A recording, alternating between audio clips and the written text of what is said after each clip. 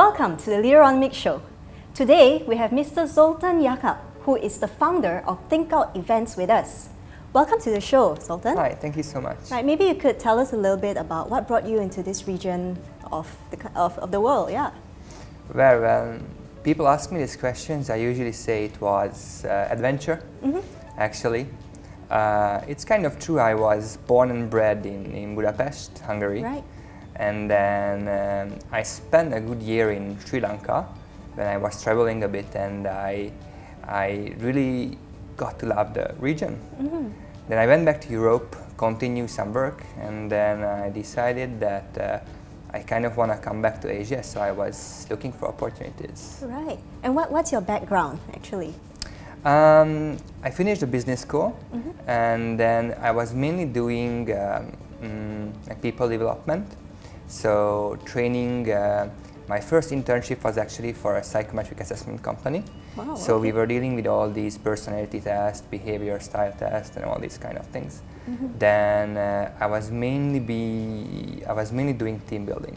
Right. Right. And how long have you already been here? 6 years actually. 6 years, and based in Singapore, all Yes, 6 I'm years? based in Singapore. Ah, cool. Perhaps you could tell us a little bit about what you do in Singapore or even Malaysia. Okay, so basically if you heard about escape games, that kind of defines what I'm doing. My main responsibility is to design these games, design these rooms, and also since we have an events company as well, we kind of bring it out from the room and we are able to build a concept up anywhere. So you have a program in your office or it's in a hotel, or even how you say it, we create an immersive experience over there. Right, right. And how has response been actually? Like, are people excited about it? Do they feel like they learn something, or it's just like playing games? They are definitely very excited, and they see the added value. So I'm saying we create these experiences. It's not just only the experience. Of course, we talk to every client and we ask them, okay, what's the outcome that you would like to have at the end of the day? So are we connecting the program to your product development launch, or you have a set of skills that you would like to develop? Then we will put our mind around it. How can we actually create an experience that links to that? And also we are using other training tools like energizers, and all those will connect to the game as well. Okay. What would be some main challenges you might face, trying to tell these ideas to people, to your clients?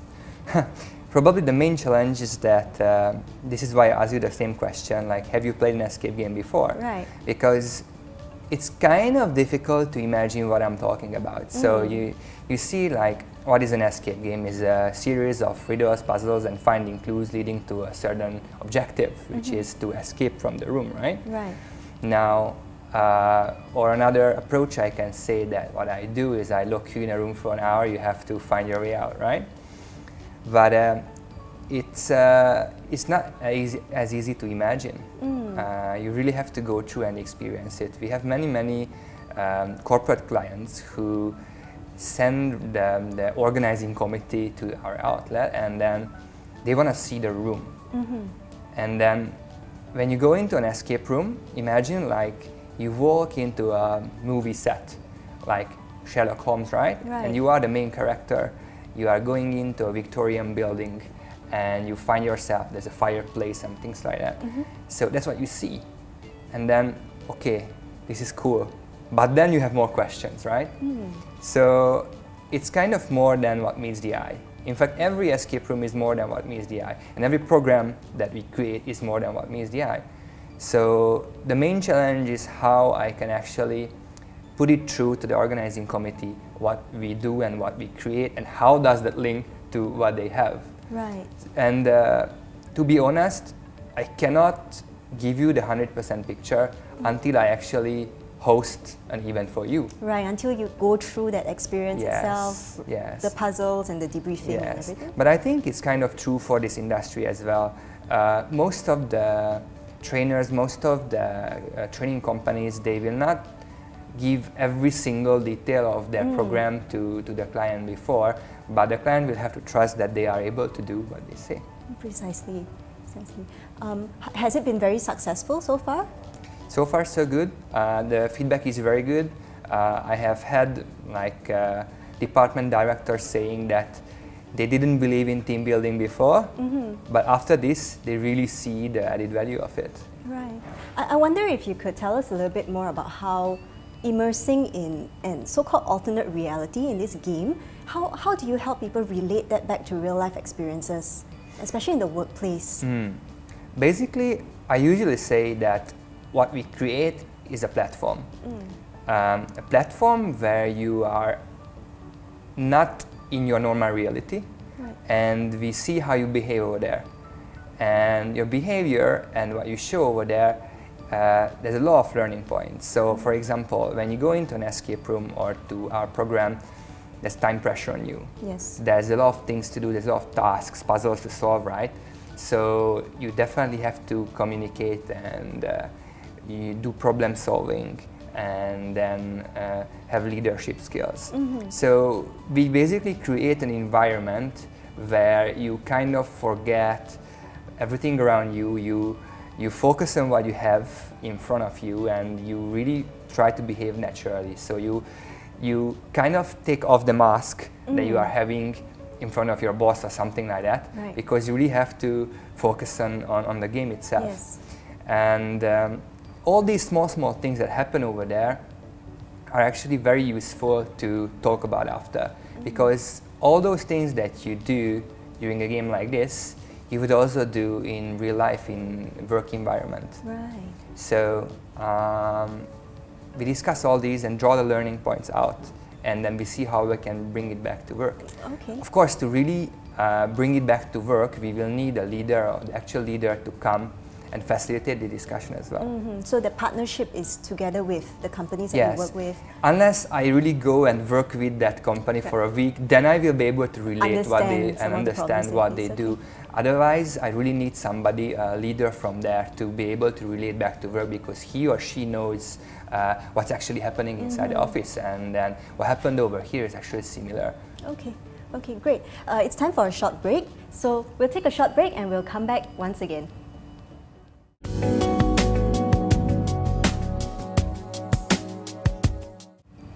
Welcome back to the show with Mr. Zoltan Jakab, who is the founder of Thinkout Events. Zoltan, one of your roles right now is also as the creative director for Lockdown Singapore. Yes, right? correct. And we have an outlet here in Malaysia. Right, could you maybe tell us a little bit about what it's like working at the outlet? How do clients approach you? How do you run the events for them? Yeah. Sure. So the outlet is actually in Lot 10. We have 4 rooms over there, 4 escape rooms, and we have some space for all the discussions that we need to do. Most of the clients would approach us via email, actually, and then depending on what they actually require, we discuss them.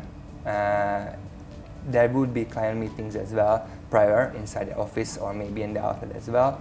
And then when the event actually happening, usually what we suggest to people is that we will have a few rounds, actually 2 rounds of escape games. Right. So with the same group of participants, they go Yes, through correct. 2 activities. Yes, so for example, let's say you have 12 participants, okay? We split them into 2 groups of 6 and 6, and then basically before going into the escape rooms, we usually have some briefing and warming up exercises to start the gears up Yeah. here, you know? And then also these exercises are good to actually discover more about each other, who we are as a team, what are our strengths. And then without much of a briefing of how and what they should do, we quickly put them into the first round of escape rooms. Okay. Because we want to see how they react in a new environment, how they adapt to it, and how can they succeed, how long they take to succeed or not. Then after that, basically, after the 1 hour, we get them out. If they can get out on their own, that's amazing. We really appraise them. What's the success rate like? Do most teams manage to get out? Or, No, or actually. Ah. For a first timer, we have around 20 to 30% success rate to be able to Okay. get out within the 1 hour. Oh, So it's not easy. Wow. That is why. What are some of the factors that contribute to the teams that succeed? What sets them apart? There are actually a lot of factors. One is like the pure puzzle solving. That's the thing that it's quite hard to develop because it really comes from experience. But apart from that, almost everything depends on the team dynamics, the communication, the leadership skills, the problem solving, the role allocation, all these things really, I would say a good 60-70% of it depends on this. Right. So does this sort of mean that teams who work longer together or they have more robustness between the team members tend to succeed more? Definitely, definitely it matters a lot. So that's why actually after the first round, people come outside.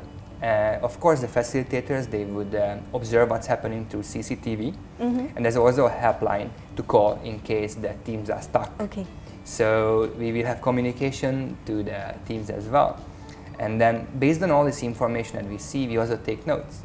Then we discuss with the teams what happened inside, and we pinpoint a few crucial factors that we saw and they also felt that was not that good inside. And usually for the second round, there's a really visible learning curve. Right. So let's say if people couldn't escape, they will be able to escape within these 60 minutes. So they suddenly become way more efficient with their resources, human resources, time, how many times they call, all these things. They became more conscious about these things. And are they usually in the same room or you put them in different ones? Of course, we put them into a different room. It doesn't make any sense to do the same room again because you know all the secrets. All right. What would be some of your most memorable experiences or teams that you've hosted? Okay. Actually, we in Singapore we started to put down some of these, like in Hungarian we would say golden spit, when people like ask questions, like really funny things. Okay. For example, do you remember?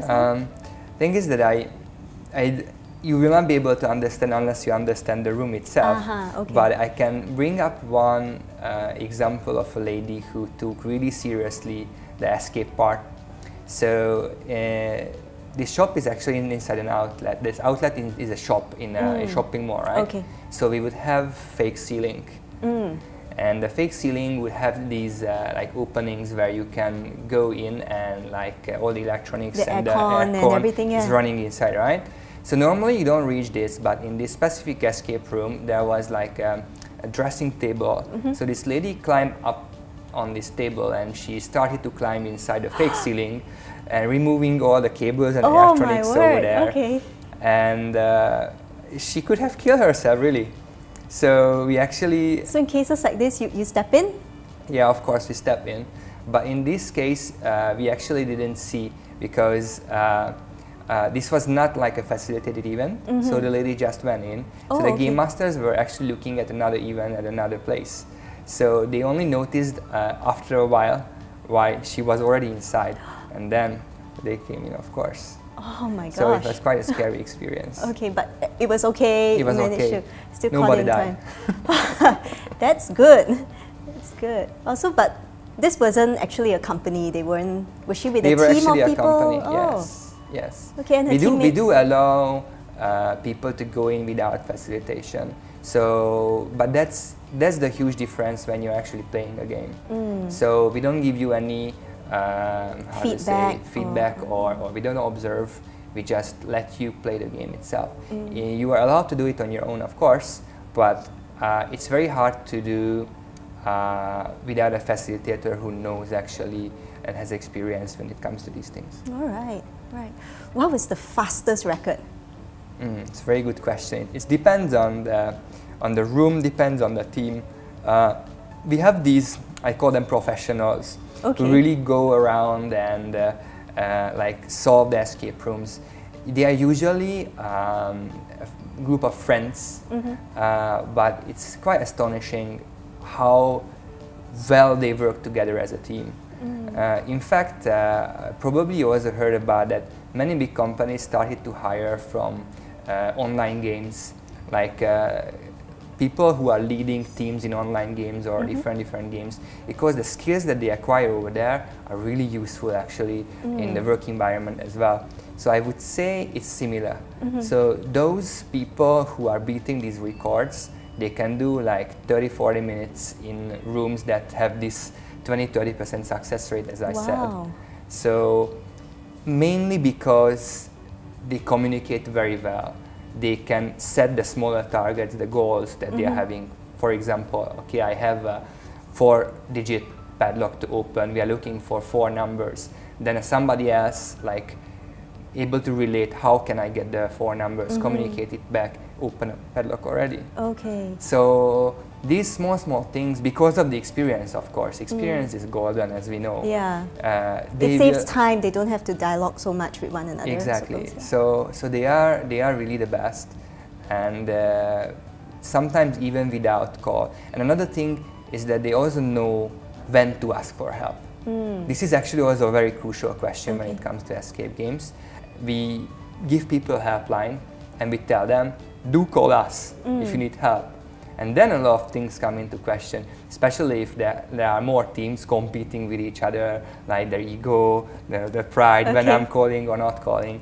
So when it comes to these professionals, how I call them, they don't have this. So they know exactly when they are wasting time because they are not asking for help, and then they call in, hey, I have this idea, am I correct or not? And then we tell them. And it's perfectly fine. That's how actually an escape game is designed. Nice. They must be incredible to watch. Just watching how they work together. It's quite as a team. funny. It's quite funny sometimes. Maybe back to the previous question, we have a room in Singapore. It's like Angkor Wat. So it's like an ancient civilization, a temple, right? The ruins of a temple. So we have a wooden board there and a fountain, and this has a picture showing people like praying to gods and like dancing around the fountain. There's an actual fountain as well inside the room. So at certain stage, players think that they actually have to dance around the fountain. So they go like this and dance around the fountain. It's very funny to see usually. Okay, so they just try everything that they can. Yes, which is actually, I usually say that it's fine. It's all about a constant flow of ideas, and you need to try. You just have to make sure that you don't stick with the wrong idea, and the wrong idea becomes an assumption. Right, that's true. Okay, great. So we're going to take another short break, and then we'll come back once again.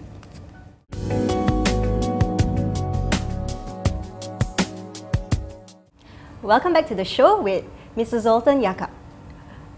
Just wanted to ask you, right, like, where does your inspiration come from in creating some of these? You know, it has to be fresh all the time. Yes, quite fresh. It's very interesting. If people usually ask me this question, I say blogs and online spaces like 9gag, for example.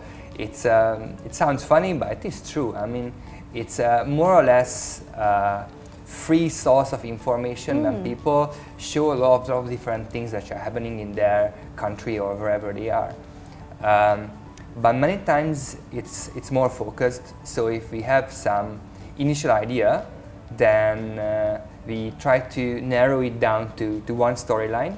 And then I usually do more research on that specific story or theme. So for example, if it's about Alice in Wonderland, then I try to go into actually maybe reading the book again, or watching the latest movies, or just go find more sources online, and then I will see how can these stories relate to a puzzle or an activity that we want to do, and then we put it together, we build it up. How frequently do you have to change up the rooms? The rooms, normally we are changing in every 1 year. Though I would say it's still a new concept. There are still rooms which are from the very first generation, but since then actually escape rooms change a lot already. So now we aim to change every 1 year, but we are not just creating the rooms, but we are creating like events, public events, which are also using a storyline.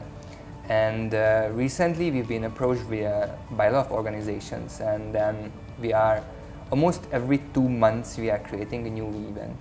And creating an event is at least as immersive, and probably it takes even more time than designing a room. Yeah, and every event is probably unique. Yes, these events are unique. And then of course the most interesting part is that we make it in a way that it can be recreated. Right. So a corporate team can also play them. And what do events look like? Because you set up rooms in a space, or it's a... That's also one possibility. If let's say the client wants to do the escape room experience, then they say, okay, I have a conference, I have 30 people over here, we cannot leave the hotel, but you have a lot of guest rooms. Can you use that? Then we go into the guest room, and in 3 hours we turn it upside down, we bring our props and puzzles, and it becomes an escape room. But many times this event is, let's say, in a park. So for example, there's this Chinese mythological theme park in Singapore, where we set up a game recently. So everything is actually related, connected to the park. So there are legend sculptures and like a lot of signboards over there. So basically all these are going to be interconnected and merge into a game. A very so you fun, make use of whatever is correct. existing. Yes, correct. And we will have actors, and basically they have 1.5 hours to solve the mysteries inside the park. And how long does it take to come up with an entire concept like that, and how many people are usually involved? I would say right now it takes about 1.5 to 2 months. Okay. And there are, the core design team is 4 people, but then there will be a lot of people involved when it comes to the graphic design, the actors, sometimes there are voiceover, the people who make videos about it as well. So a lot of other parties are involved as well. Right. You know, it sounds like for participants who come in, logical thinking is something that's important. They need to be able to observe and understand what's going on. But creativity is also a big piece of that. Yes, very true. You know, thinking out of the box, figuring out new ways. Yes. So how does one grow or groom creativity? Is it even possible? Come again, sorry? Is it even possible? Like, do you inherently already have creativity, or how are people able to grow creativity even more? Okay. I think I mentioned before that one very important aspect is that you need a constant flow of ideas. So you're facing a challenge, a puzzle, you need to solve it, right? What you need is more and more ideas. One of the ideas are going to be correct. So the problem is that you have a bad idea and it becomes an assumption, and want to force that thing to put through. So you find 5 stones, it has 5 letters, it spells out magic. The padlock inside the room that has 5 letters as well. But you cannot actually use magic because there's no M or no C, right? But you still keep trying to open that padlock with magic, and you waste 10 minutes. And those stones and the magic is used for something else. So you have an assumption, and then you just get stuck with that. So you have to realize this and then be able to step forward and not stuck with the assumption. Right. And how can you help people to overcome that? Because I would imagine if you say you need to communicate more, you just need to talk through your ideas, then that's quite simple or quite tangible to just try it again the next round among the team. But when you say you got to be more creative, it's a very big bubble, and it's not easy to develop creativity. How this example I gave you, how I help them to do. For example, we withdrawal allocation. We have a role, we call it big picture officer. Okay. So what this person does is that he always keeps in mind that his role is actually to notify the team when he thinks that they are stuck. And then they have to take a step back and take a look what's happening, what they use, what they haven't used.